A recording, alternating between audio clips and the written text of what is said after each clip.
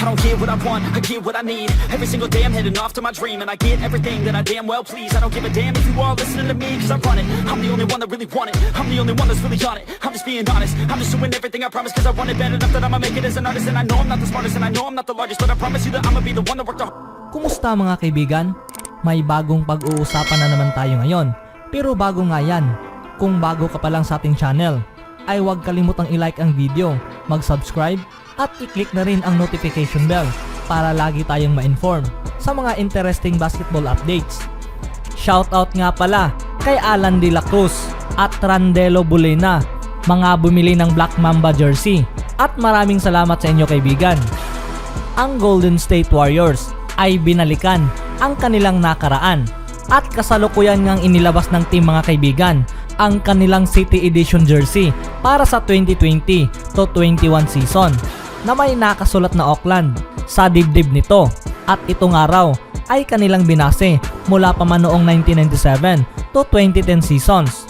Ang team ay naglaro noon sa Oakland mula 1972 patungong 1996 at muli mula noong 1997 to 2010. Ayon sa report, ang Oakland nga raw mga kaibigan ay laging parte sa team's identity. Isang Oakland Forever na ang ibig sabihin ay We Believe era na isang turning point mga kaibigan para sa Oakland's basketball history. Ito ay para mai-honor ang bayan at sila ay nakipag-partner mula sa Nike para gawin ang classic uniforms na ito.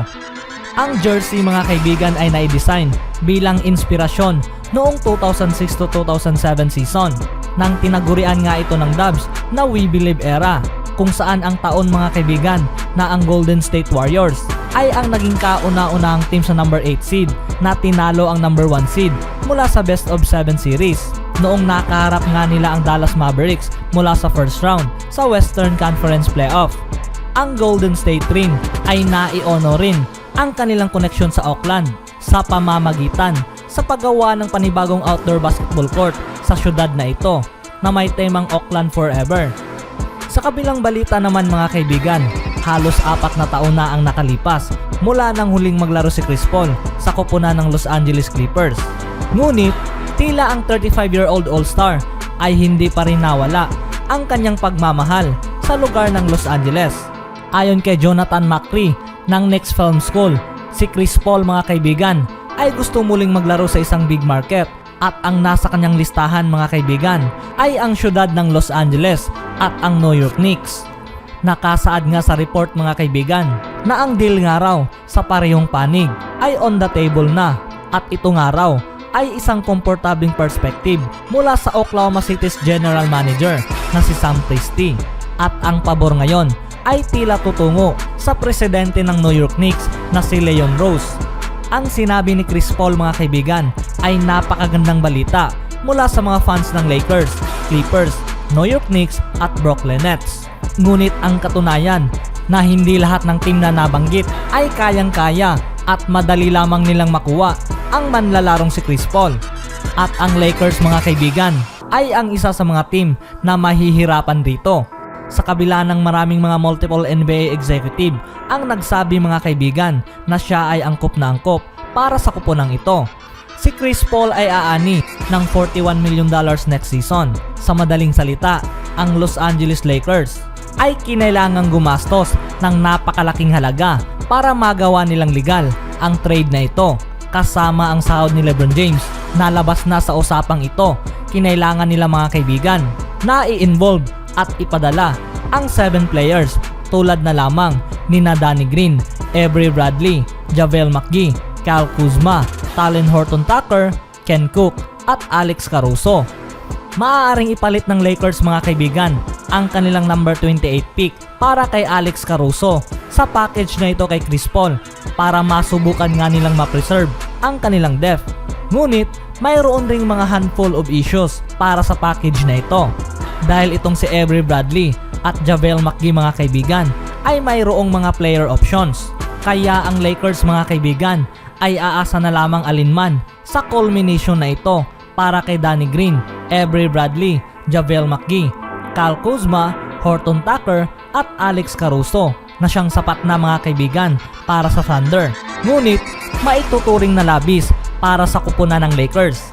or susubukan na lamang nila na ma-convince ang ibang team na ma-engage sa sign and trade scenario na ito kasama itong si Kentavious Caldwell-Pope bilang main piece. Ang parehong senaryong ito ay hindi isang kaaya-aya para lamang makuha si Chris Paul na may napakabigat na kontrata, at sa madaling salita mga kaibigan, lumilitaw lamang na ang bagsak ni Chris Paul mga kaibigan ay alinman sa syudad ng Los Angeles Clippers, Brooklyn Nets at New York Knicks. Speaking of Los Angeles Lakers mga kaibigan, ang manlalarong si Dwight Howard ay hindi pa nga sigurado na makakabalik nga ito sa Los Angeles Lakers sa susunod na season. Isang free agent sa off-season na ito, at si Howard mga kaibigan ay kinailangang gumawa ng importante at tamang desisyon para sa kanyang pangalawang pagkakataon. Napatunayan pa rin ni Dwight Howard ang kanyang sarili na siya ay karapat-dapat pa rin laban sa mga prominent men sa liga ngayon.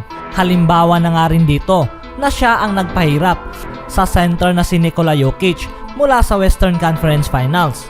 Mula sa bench, ang 34-year-old veteran mga kaibigan ay naging malaking bagay para sa kupunan, at siya nga ay nakapag-provide ng crucial offensive board at rebounds na siyang nagiging daan para mabigyan siyang magkaroon ng tsansa na makakuha ng malaking kontrata sa ibang teams. Sa ngayon mga kaibigan ay tignan natin ang tatlong players na nai-rumored na siyang magiging pamalit sa pwesto nitong si Dwight Howard kung hindi man ito makakabalik next season. Unang-una, itong si DeMarcus Cousins. Si DeMarcus Cousins ay nag-sign ng kontrata kasama ang Los Angeles Lakers habang nagpaparecover nga ito mula sa kanyang torn ACL injury. Siya ay opisyal na kabilang sa kanilang roster para sa taong ito, ngunit hindi nga ito nakapaglaro para sa Lakers. At sa kanyang pagre-recover mga kaibigan, si Cousins ay tila mananatili pa rin para sa kupunang ito.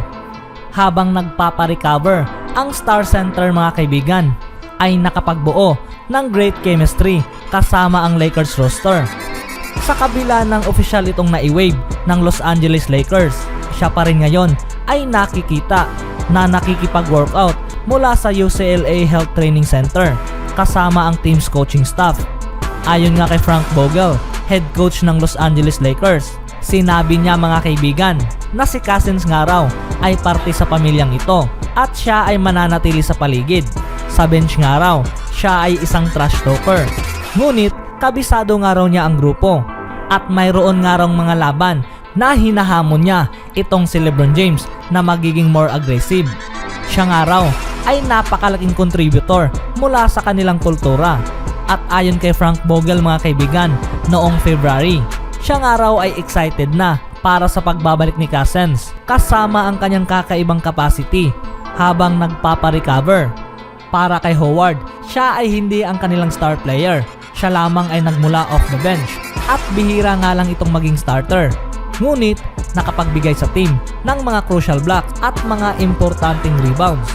Si DeMarcus Cousins mula sa isang injury ay pwede ring gawin ang ganitong mga bagay sa franchise ng Lakers, at siya ay isang viable replacement para sa manlalarong si Dwight Howard. Ang maidadala ni Cousins mga kaibigan para sa kupunan ng Lakers ay pwedeng maging susi para makuha ng team ang kanilang second consecutive title run. Pangalawa, itong si Pau Gasol. Isang pangalan na maaaring masosorpresa ang lahat. Si Pau Gasol mga kaibigan ay naglaro para sa Los Angeles Lakers ng 7 seasons at nakapag-average nga ito ng 18 points, 10 rebounds at 3.5 assists per game. Ang palad, siya nga ay nagkaroon ng foot injury noong huling taon at nagpahayag nga ito sa isang kagustuhan na gusto nga niyang maglaro ng na dati na nga rin niyang napagwagian noon. Pangatlo, itong si Steven Adams. Ang 26-year-old na si Steven Adams ay itinuring ngayon na isa sa best center sa liga at isa sa nai-rumored na magiging replacement nitong si Dwight Howard. Maraming mga NBA trade rumors ngayon patungkol nga kay Steven Adams na ang Oklahoma City Thunder ay potensyal nga itong ma-involve sa trade dahil ang team mga kaibigan ay nasa pagre-rebuild.